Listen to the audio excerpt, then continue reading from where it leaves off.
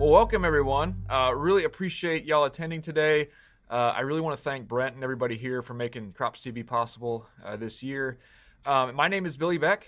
I'm excited to be here today to talk about derecho response and recovery for our woodlands and windbreaks in this state. A lot of damage to crops, infrastructure, houses, and our woodlands were not spared either. So very important topic. Cleanup still going on, so very, very excited to be here today. So these are some really cool images created by Dr. Peter Wolter of ISU, Department of Natural Resource Ecology and Management, just showing the derecho swath through central Iowa. And on the right there, that smaller image, the bright red, you can see the maximum kind of sustained damage just east of Cedar Rapids. This is just an example from that area. But you can see that dark red area was all hilltop and valley forests. So again, much extensive damage of forests in our state.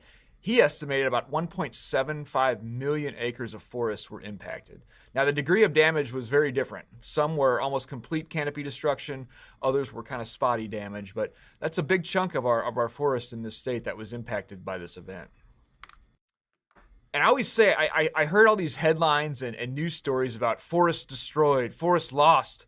But I really want to clarify that forests are really never destroyed or lost unless they're paved over or converted to a housing development or a row crop field. They're very resilient. They bounce back, even in the face of something like this derecho.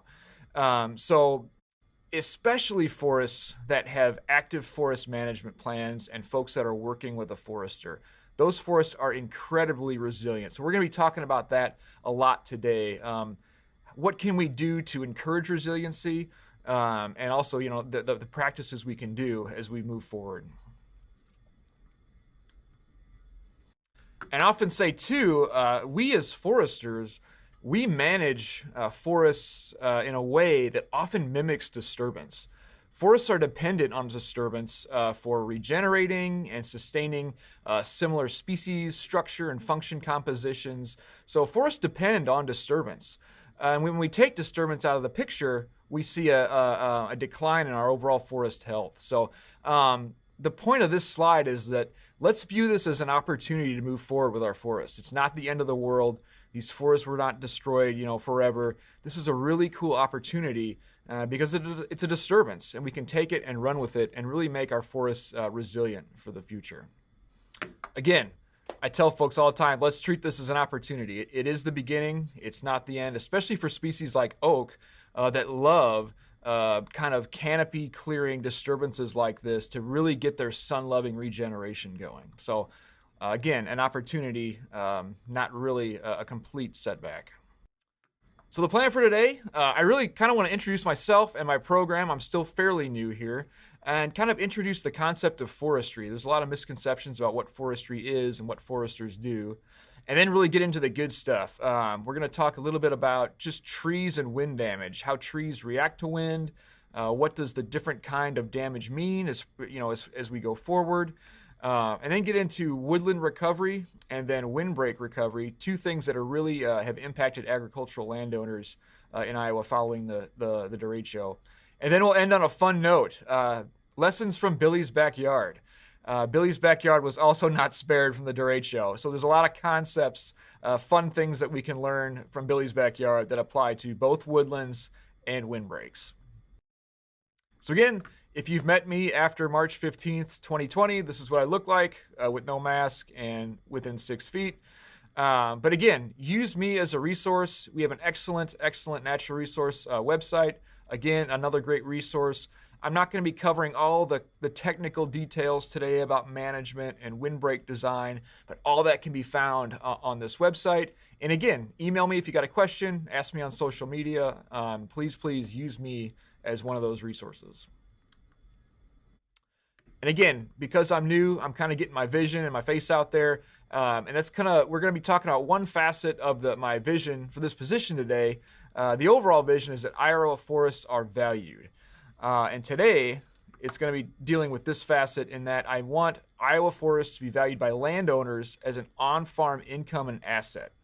And that was really hit with this derecho as far, windbreaks timber value, and all the other compound ecosystem services that go with it that they provide to landowners. Second is water quality and flooding. How do trees enhance water quality and mitigate flooding? But that is a discussion for another day. All right, well, I always start off with this. What is forestry? So forestry is defined by the Society of American Foresters, which is our kind of core professional group, as the science, the art, and the business of creating, managing, and conserving forests and associated resources in a sustainable manner to meet desired goals, needs, and values. And this really spans our urban canopy and our rural canopy. I tend to focus on rural forests, but our urban canopy is incredibly critical as well. So we manage these landscapes to get economic returns, societal returns, and all the great ecosystem services that they provide, from clean water to wildlife habitat, carbon sequestration, all those good things. So again, forestry and foresters really manage these lands for a myriad of benefits. And trees and forests and forestry are really a part of Iowa. You travel around the country and most Iowans don't even associate trees and forests with the state of Iowa, but they are a big part of our cultural heritage. They're definitely a big part of our future. And this is a great picture that sums this up. This is a forwarder harvester. This thing grabs trees, cuts them down, delimbs them, and stacks them on the forwarder back there. But this is in central Iowa. This is not in the Pacific Northwest. Just to kind of show you that we have a very rich forestry history there. There's two great foresters. Jessica Flatt on the left is an alumni of Iowa State. But I love to throw these numbers out. We've got about 3 million acres of forest in Iowa, down from 7 million in the mid-1800s. 150,000 forest landowners, 10 to 35 million in standing timber sold annually. This should be way higher, but that's a discussion for another day. Big economic output from forests. Highest quality white oak and black walnut on earth. And this one I love is ISU is one of the oldest forestry programs in the U.S. So not the Midwest, but the entire U.S., which I think is really, really cool. And again, huge impact to our soil, water, air, recreation, relaxation, pollination, all that great stuff. So forestry and trees, they are a big part of Iowa. All right, let's get into it. Let's get into what happened after this derecho. And this is kind of a theme with both woodland and windbreaks. What's the first thing you kind of do is you really got to look at the type of damage and where it's located on the tree. This is going to be big in moving forward and making that call of, okay, do I take this tree out? Do I monitor it? Do I prune it? Do I cable it? Or, what do I do? In woodland situations, you wouldn't be doing a lot of that. But again, you have to know where the tree was damaged and the extent of that damage to move forward in your management. So I've kind of ranked these roughly from least severe damage to worst severe, the most severe damage. So 1, branch and crown damage. You look around, a lot of woodlands got their canopies busted up, broken limbs. For that's tough. Again, every site is so different. Every tree is different. Every landowner's objectives are different. But for this, I always look at that 50% canopy damage range. If you're getting over 50% of that canopy loss, again, that's the fuel factory of the tree, you're looking at a tree that might be in decline and worthy of removing or thinking about replacing with other species. Crown twist. This is a really kind of a neat thing to see in the woods. I guess I should say interesting thing to say. But that's when the canopy is offset. It's not symmetrical and it twists the entire tree in the wind. And the stem just kind of unravels like a rope being opened backwards. That can have big time implications if it busts the stem, but usually it's not that bad in severity. Root failure. If you look at that image on the right, you've kind of got around the drip line, we call it the root plate. If the roots fail, if they snap, you'll often see like a little hump with exposed root area on a particular side of the tree. In general, if 30% of those roots are exposed and broken, that's a sign that tree may be on its way out and there might be no saving it. Wind throw, very, very interesting. We saw a lot of this, especially in our bottomlands and floodplains. This happens a lot in urban areas too, when the roots are restricted by concrete. In bottomland and floodplain areas, they may be restricted by a high water table and they just don't have that space to spread out. and get a good hold. So you'll see entire trees toppled with the huge root ball sticking up. So that again that's probably a situation, unless you got a small landscape tree that you can reset. That's a situation where that tree might be sustained, fatal damage. And the last one is probably the most severe, and this is stem failure. There's a great example of stem failure here. But again, tree snapped in half, massive splits down the center of the tree. Those are all signs that tree is going on its way out. So again, the first thing you really got to do when you're looking at a woodland or windbreak or even a tree in your yard is, okay, what's the severity of damage and where did it occur on the tree? Is it roots, stem, canopy? And then how do we move forward? Wounds too. Especially those that reach into the heartwood are great places for decay and pathogens to enter. So be looking for wounds, especially if they're deep into the tree. Here's a really cool wind throw example. Again, this was in a swampy area. This is not in Iowa, but restricted root extent, high winds, and this tree toppled over. Another interesting point of this, and something to think about as far as forest management and how the derecho may play out in the future, is this was kind of an indirect impact. So to the west of this, a subdivision was being built. So acres and acres of forest were removed and opened up. This tree was now exposed to wind, which it hadn't been exposed to its entire life. So we're going to see these big gaps from the derecho, and we're going to see trees around the perimeter now being exposed to wind that could be compromised in the future. So it's not just the derecho impact, it's the impact of those gaps and that canopy removal that's going to be going on for years.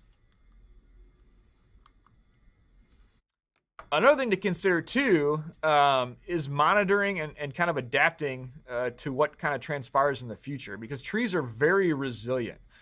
This red oak on the right there sustained a large injury. I can imagine what happened here. I think the tree got bent over and that lateral branch assumed dominance and just formed the main trunk. But again, big injury, but it bounced back. And it's alive, it's fully functioning, a perfectly healthy tree. And even this tree, this hackberry in my yard, the triple split here, which is an obvious, on its way out, it's still alive. If you look on the left, there's full green leaves. It has a full canopy.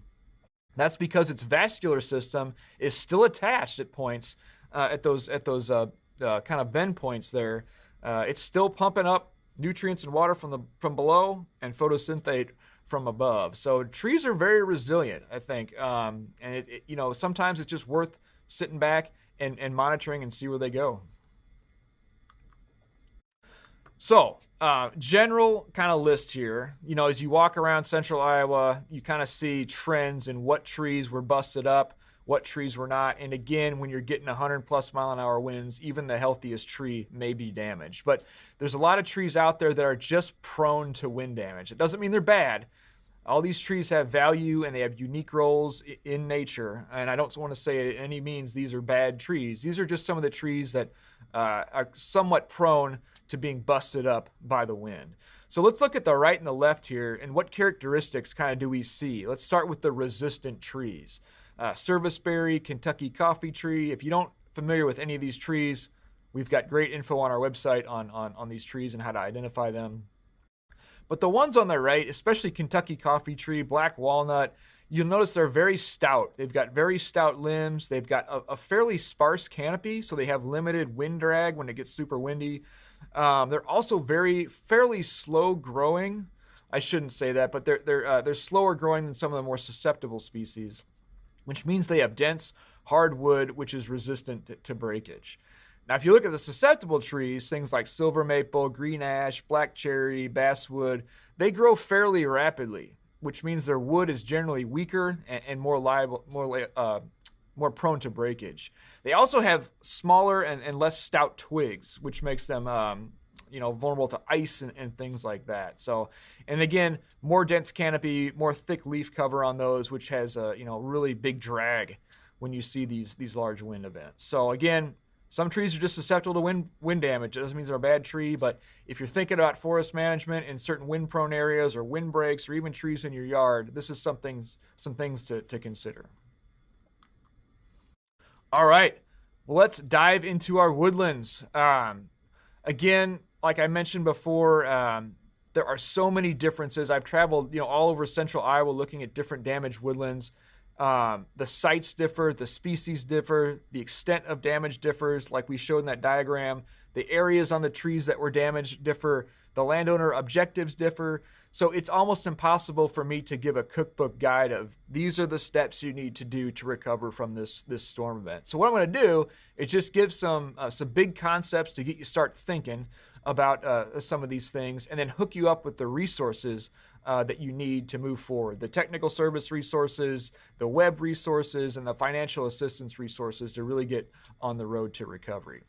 Then we're going to get into how do we create resilient forests. This derecho was an extreme weather event. We're seeing more and more extreme weather events every year. When we kind of rebuild here, how do we manage our forests to make them resilient to what lies ahead? So again, just like we mentioned before, the first thing is to really get out there and assess. And I say this with using extreme caution. These are very dangerous situations. I know a lot of y'all have probably been out there looking at your woods. It is January. But these are very, very dangerous situations. Trees have been compromised. They're weak. They're stacked on each other. So again, use extreme caution when going out there. But to the best of your ability, just kind of try to assess the situation. Map it even. And you don't have to get, this complicated map.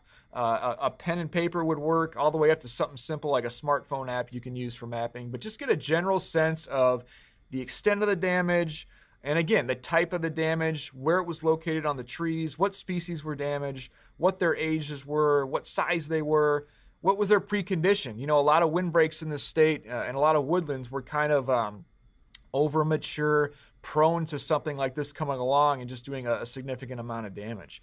Are there any logs of value in the woodland to help kind of recoup the recovery costs? Any logs of high value that were not destroyed? This is a big one, understory and regeneration. This event opened up a lot of canopies and a lot of new sunlight is hitting the forest floor. And is what's down there what you want? Because if not, it's going to be a problem in the future. And the next bullet here is invasive species. They are going to take full advantage of this new sun if that's what you got in the understory. So really pay attention to the next generation of forest after this mature canopy has been removed. Another big thing, because this occurred in the summer, is the potential for oak wilt. Oak wilt is a vascular disease. It's a fungus that's spread by beetles and through the roots and also the wind.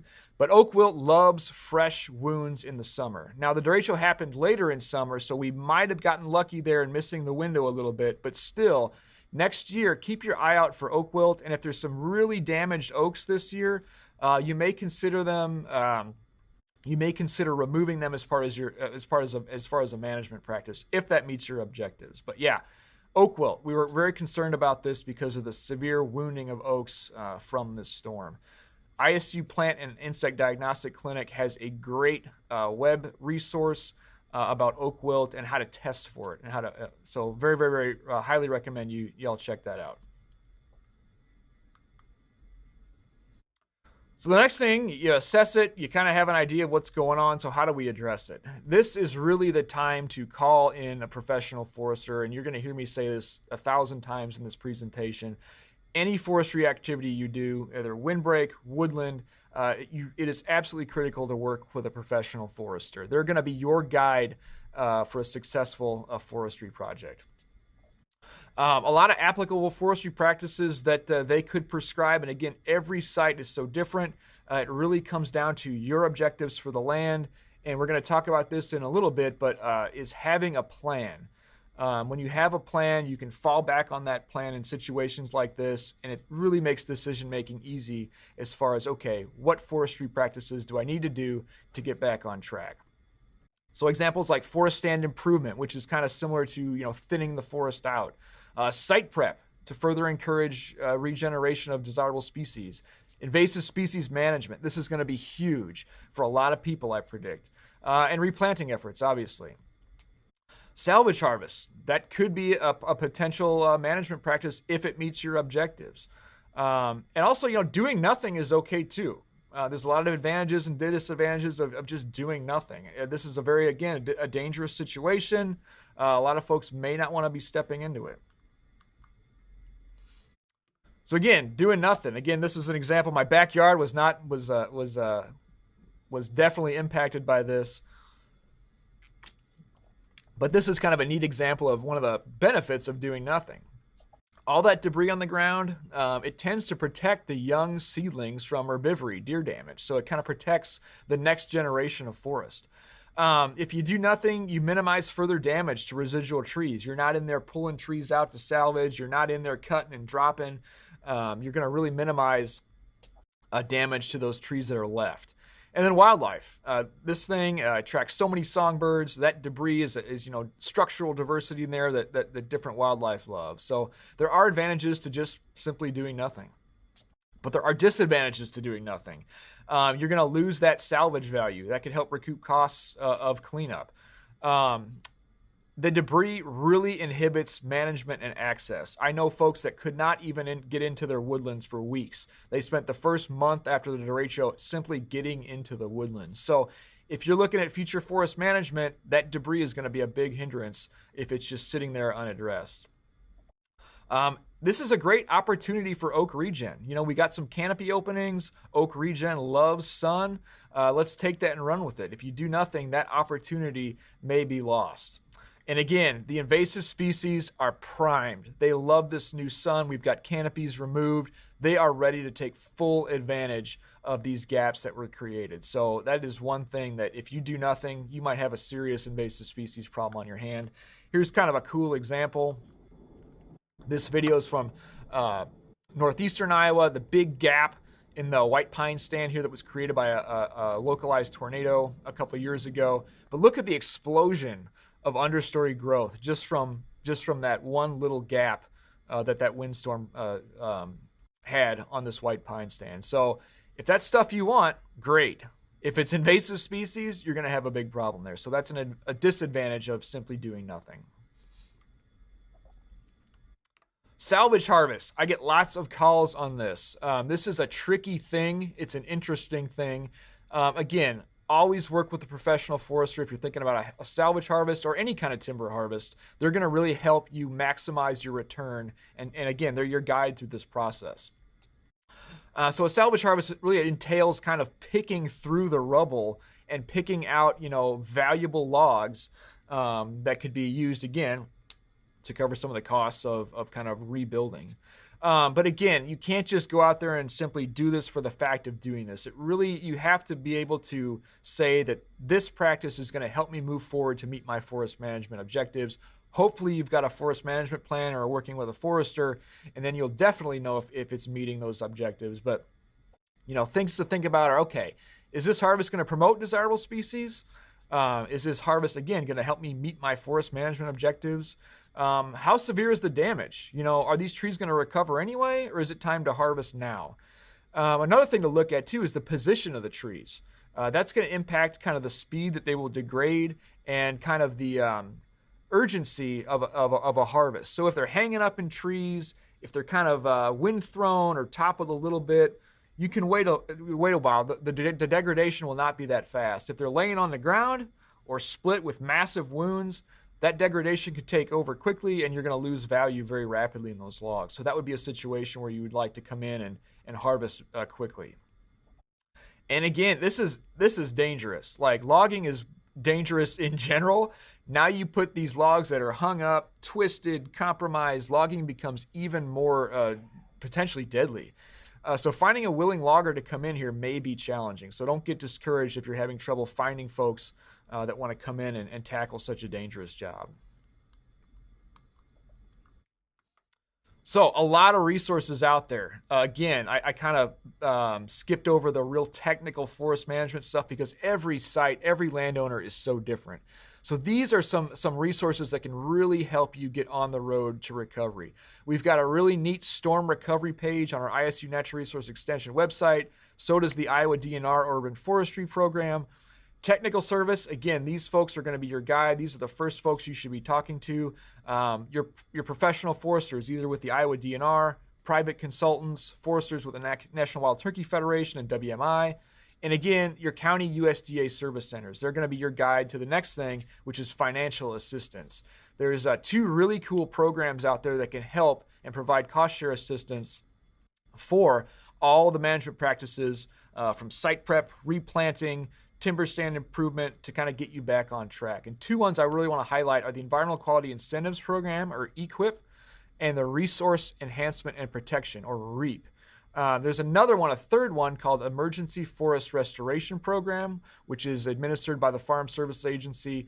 That deadline has passed in a lot of counties, so I put a little asterisk there. But I do encourage you to call your county USDA Service Center anyway and just kind of inquire about it. Every county's different. It just gives you a sense of what's going on in that specific county. But that offers, again, another financial assistance specifically for this derecho recovery.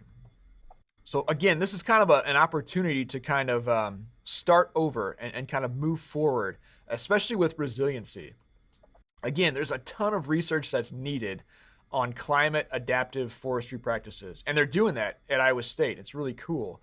But there's a lot of things that we're doing already when we actively manage our forests that's going to help promote forest resiliency in the future with changing climate, more intense rain events, more extreme wind events, and we're already doing it, which is encouraging. And I can't say this enough, is that having a forest management plan and working with your professional forester is absolutely key. It's the first thing you should be doing if you're concerned with resiliency. And these plans are going to help greatly with decision making.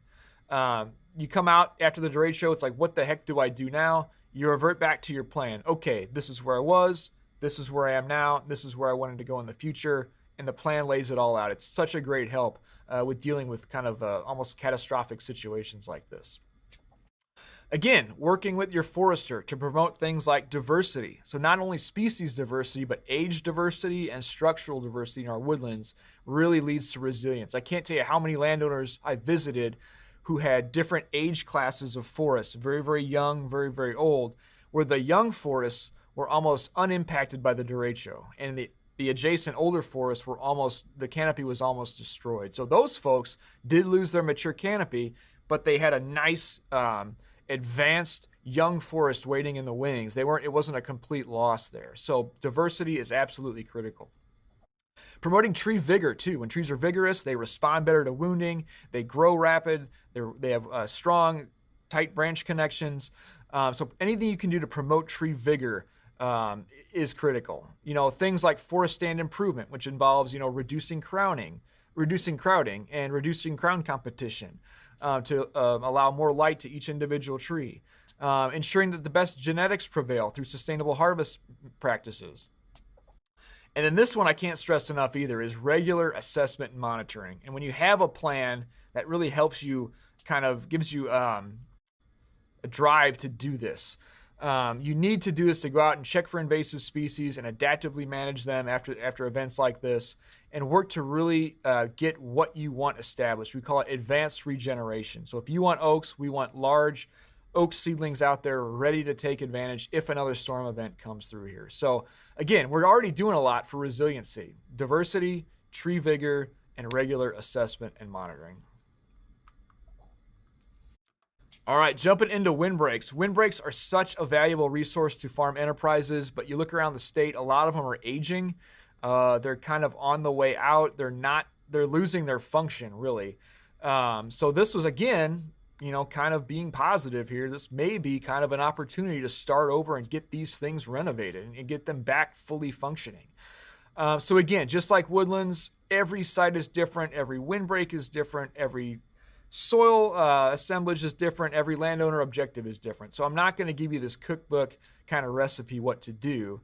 What I'm going to do is kind of go through three scenarios that we've kind of seen as we go across the state. We can kind of lump in these damage situations into three kind of scenarios and just give you some things to think about as far as addressing the damage and moving forward to get your windbreak up and functioning again. And just like woodlands, we're going to talk about some recovery resources, both technical service, financial, and web. Again, ton of stuff online, so I'm not going to get into the heavy details of, okay, this is the spacing for this species in this county and all that good stuff. That's where your professional forester and your USDA office and the programs, if you decide to enroll in them, are going to kind of dictate. And I'd like to thank Mark Vitosh of the Iowa DNR for these great windbreak damage photos. So the first scenario that we've seen a lot of is kind of this spotty, isolated damage. You see my very accurate rendition of a windbreak there with some, you lose individual trees, some are snapped. The windbreak still is highly functioning, but you've just lost some trees. So again, the first thing you need to do is go out and evaluate the damage. Are these trees going to recover, or do I need to just kind of clean them up and remove them? Again, look at the size of the gaps too. Are the neighbors going to be able to grow in and fill that space? You'd be surprised at how quickly that can occur once that light in that gap is increased. Interplanting. This is one of the biggest questions we get is, can I interplant and like patch this up? Can I put a young seedling into these dead spots? And most likely the answer is no. Most of the windbreak species that we use, conifers especially, are shade intolerant, which means they don't grow very well in the shade. And they're going to be quickly overtopped by the neighbors, and they're just going to die off. So patching is tough. So essentially, general cleanup, moving these out may be just the best strategy. And then always, if there's pruning to do it properly. And we'll talk about that in a sec here to prevent, again, that entry point for decay and disease. But you're going to see when these are removed, the neighbors are going to branch out and fill that gap, and that windbreak is going to be, again, fully functioning. Second scenario is large gaps were busted up after the derecho. So we need to address these large gaps. The windbreak is kind of still functioning, but it's definitely took a hit. So again, look at the gap size. To what extent are the adjacent trees going to fill that gap in and kind of restore functionality? A lot of folks prefer to kind of just keep the mature trees, even though there's big gaps in them, because of aesthetics, because they like tall trees, because they still have a little bit of function, nice different structure out there. And what they'll do is they'll add rows to either side of those large existing trees with the overall plan to remove the large trees later on once those new rows get established. And again, I'm not going to get into too much about how to establish windbreaks today. We've got a lot of great online resources for that. And again, consulting with your forester. But yeah, large gaps, you might want to think about keeping those large trees, but then adding on to either side with the plan of removing those in the future. So scenario 3, complete replant and start over. Windbreak is completely destroyed, complete loss of functionality. This is a situation, again, being positive. A lot of these windbreaks were kind of over mature and on their way anyway. This could be a really great time to renovate them and get them fully functioning again. So again, professional forester, critical for success. They're going to know your soils. They're going to know what species are going to match your objectives. Always, always, always work with these folks. Again, not getting into specs here, but there's a lot of things that we can say in general to look out for. Always include a diversity of species. And when you do plant these in groups, group species together, they're going to grow at the same rate. They're not going to compete and overtop one another. Always match the species to the site. That's going to increase tree vigor. And like we talked about, vigorous trees respond well to wounding and damage. And always consider wildlife too. This is a cool opportunity to do some plantings for wildlife. We've got a nice pub, Windbreaks for Wildlife, put out by Iowa State University Extension and Outreach. So again, big things to kind of think about when you're putting these back on the landscape. So a diversity of great native shrubs exist. You can find these lists of these things on our Natural Resources Extension website. Adding shrubs to windbreak is a great option. They're kind of the edge of the ramp that get that height, that wind deflection going. Wildlife love them. They're great for non-timber forest products too. But what we've seen around the state as far as large trees, we always get questions about what large trees work. And this is always a challenge because we really don't have a lot of native conifers here in Iowa. Deciduous trees are a great addition too, but for winter, conifers are an absolute must for that energy savings. So again, it's so challenging because when you put non-native conifers into a unique climate like Iowa, they really tend to not do well. So looking around the state, what we've seen that has performed the best, talking to the district foresters, talking to the private consulting foresters, we've kind of got a short list here of the things that are working best in our windbreaks. And that's eastern red cedar, eastern white pine, as you can see in the photo there, northern white cedar, which is not native to Iowa. If you've got deer issues, though, northern white cedar might not be the best option. They love to browse on northern white cedar. And then Norway spruce, another not native to Iowa, not native to the U.S., but it's very, very hardy, and it grows fairly well in a decent amount of shade. So medium large trees to consider when you're looking at redoing these. Things I would avoid, blue, white, Black Hills spruce. They're all kind of prone to needle cast. Scotch pine, Austrian pine. They're just not going to do well. They're not native to Iowa. So I'd say, stick with the natives, stick with that hardy list there. And again, match the species to the site by working with your forester. Resources, very similar to the Woodlands. Iowa Extension Forestry website. Go in there, search Windbreak. A lot of great resources there online. The DNR, Iowa DNR Forestry. Check out your soils and then match them up with the Iowa Woodland Suitability Recommendation publication. You'll see what trees grow best on the soils that you've got on your property. Really, really, really cool list there. Again, technical service, Iowa DNR District Foresters, private consulting foresters, and then, of course, your county USDA service centers for that financial assistance and the programmatic assistance there. So a lot of kind of funding available, just like Woodlands, to help renovate these things and start over. CRP may even be an option too for field windbreaks, larger windbreaks of protecting agricultural fields. Equip, again, a lot of planting, weed barrier fabric, site prep, all that good stuff you need for a really, really effective restoration of your windbreak. And then a really neat one that a lot of folks use is, again, REAP, Resource Enhancement and Protection. And talking to the counties out there, certain counties got more REAP funding following the Derecho. Not specifically for windbreaks, but just more funding. So that might be an option to really get ahead of the game on securing some dollars to help you on the road to recovery. All right, so kind of a crash course in woodland and windbreak kind of renovation. What do we do now? Just some things to start thinking about and visit with your forester about in the near future. So this will kind of end on a fun note here. Well, it's fun now looking back. It was not fun at the moment. But lessons from Billy's backyard. A lot of these lessons are applicable to both woodlands and windbreaks. Things like species selection, planting, pruning, avoiding wounding, all that kind of good stuff. So we'll just do some kind of informal tour of Billy's backyard post-Derecho. This is huge. And again, windbreaks and woodlands, if you're thinking about establishing a new forest, match the species to the site. When trees are not planted on site, what we call off-site, a site that they're not really adapted to, they have low vigor. And low vigor trees respond to wounding much more slowly. They're just not as resilient as they should be. And this is a good example. This is a black walnut tree, which attained a pretty impressive size, but it was planted off-site. It was a high clay, compacted soil.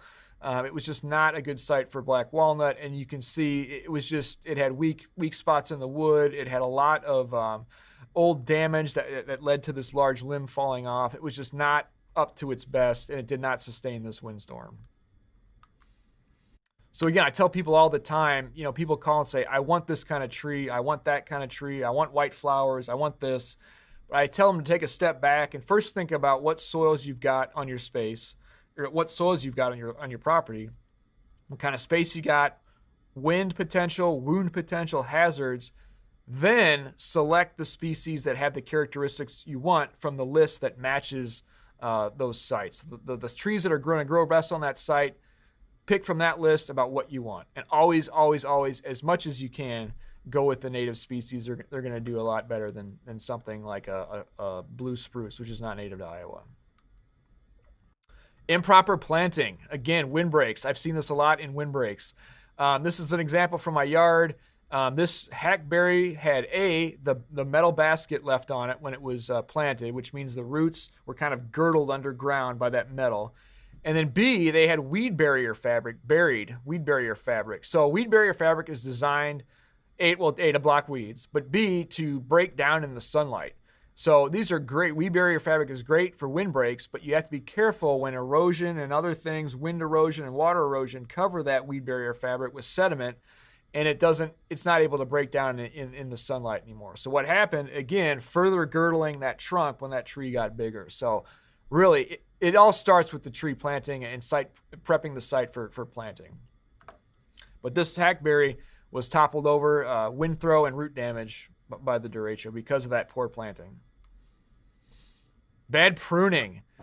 Again, pruning exposes the tree. It's a wound. It's an entry point. If you don't do it correctly, the tree is not going to be able to seal itself off and have that protective barrier against future pathogens. So leaving stubs, not cutting flush against the tree, which I'll show you in a second, and not removing early on these what I'll call tight crotches, which sounds painful, but it's when the branch connection is very, very low angle like this. What happens when that occurs is we get what's called included bark.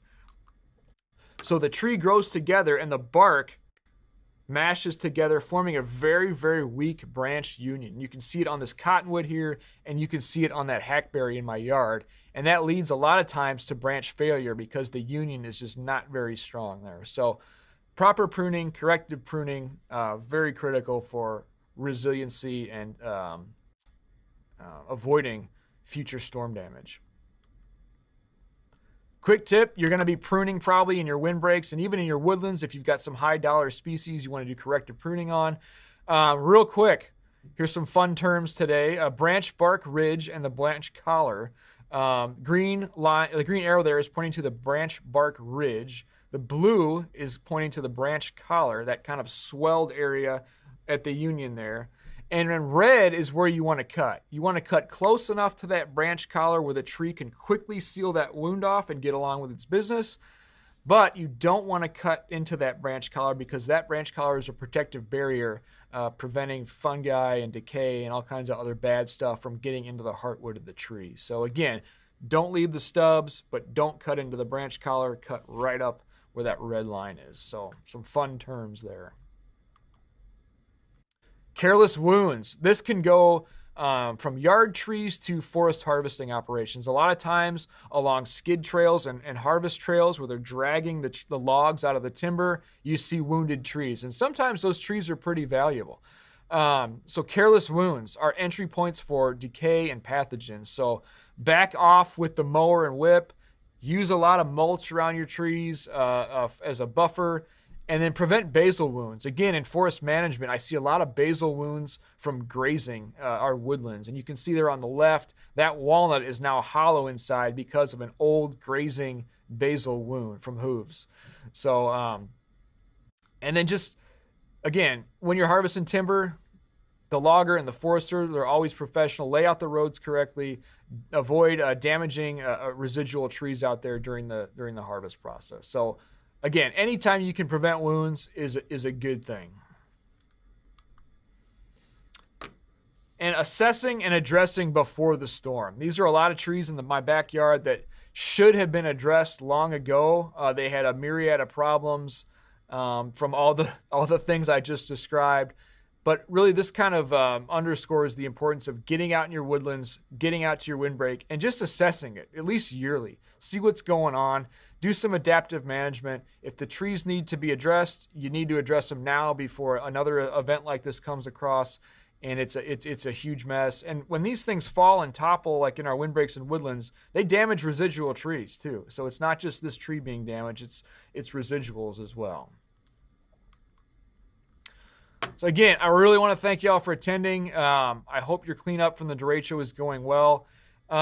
Please contact me. Use me as a resource. We've got a great website out there with all kinds of great recovery resources.